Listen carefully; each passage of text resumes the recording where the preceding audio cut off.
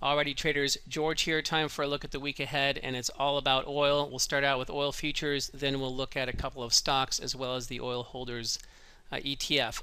Oil futures here, currently Sunday night, we're at 58.82s. Last week I mentioned the big round number of 57 and to watch for the bulls to take that over and look for price to start moving on up. Well, the three big targets that I had here would require us to break out of this zone, and we essentially stayed right within the boundaries, basically 59.20s at the top here. And if we pull back anywhere north of 57, watch for a support bounce. But if we break below that, that could start to undo this last impulse here and see a bigger sell-off. So really a lot of the key price points that we talked about before are still absolutely relevant. The key to watch here is where we might get support on a pullback, and if that area breaks down below 57, we could see a much bigger sell-off in oil. So the bulls keeping it north of 57 would be the most bullish.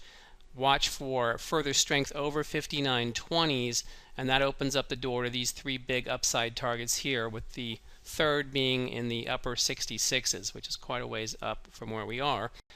To correlate with this, and something that we've been on in the live room, I've got three setups to show you. I'll just show these next three on a daily chart here for the big picture, but this is OIH, the oil ETF, and going back into April, the trade setup I showed you guys in the room was watching for price to break back over this balance beam floor, look to just a small upside target to get to this most dominant spike here, and then up to the ceiling, which is where we have moved, and we're sort of chopping up around there. We actually hit that second target, tested the first one as support, broke to new highs. What I'll be looking for OIH will be to see if it can stay over 38s. In doing so, this is a great thing to see. If it can stay north of this area here, there's a huge air pocket, just not as much trading here, and that could see us moving up very quickly and looking at the upper 43s to move into the lower balance beam area here before we get into about 45 for that first spike. So can we stay over 38s? That's the big thing to watch here for OIH. If we do, lots of upside. If we pull back, we should stay north of where this first target zone was in the worst case scenario. If we break below that, not only are we breaking this support swing here, but we're going below this very dominant trading commitment zone here, and that's not what you want to see for an end of move, which is what we're looking for. So OIH, two targets hit and at the precipice of moving up much more, and those are the key price points to watch for OIH. Now here are two more great stocks to look at in the oil space. Schlumberger, and you can see these balance beam arrangements are similar but not exact, but you can see the phenomenon of price taking over key zones and moving through to the next key area. For Schlumberger, the setup I showed was to get over the dominator here. So this number rounded it over 88.10s there, 88.11. This one spiked up, not to where I had the first target, but it did go several dollars in favor here. This balance beam spike here is currently containing price, but we could see this easily undercut Monday. So if we break below this zone here, which is basically 93 bucks, where might we find support? Here we had resistance. Here's the round number of 90. Certainly anything below that would be a sign of weakness to this corrective impulse here, and the higher that the bulls can keep this, the better. If they don't slide much at all on Monday, can start trading north of this 93 area, and definitely with confirmation over 94, that would open up the door to 98 pretty quickly. So a lot of you guys and gals currently long on all these as I've showed them here.